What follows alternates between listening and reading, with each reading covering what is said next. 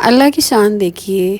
गर्मी में, शदीद गर्मी में फूल खिलते हैं गुलाब के, खुशबूदार, मज़ेदार। गर्मियों में लेमन घर से ख़त्म ही नहीं होते और लेमन के छिलका जो है उसको फेंकने की बजाय आप इसे थोड़ा सा इस्तेमाल कर लें। ये सेहत के लिए और आपकी स्किन के लिए बहुत ही मज़े का है। गर्मी से झुलसे हुई स्किन को बहुत फ़ायदा देता है। लू चलनी शुरू हो गई है और ये स्किन को बहुत डैमेज करती है। मेरे हाथ में ग्लिसरीन है और ये मेरे पास है लेमन के छिलके।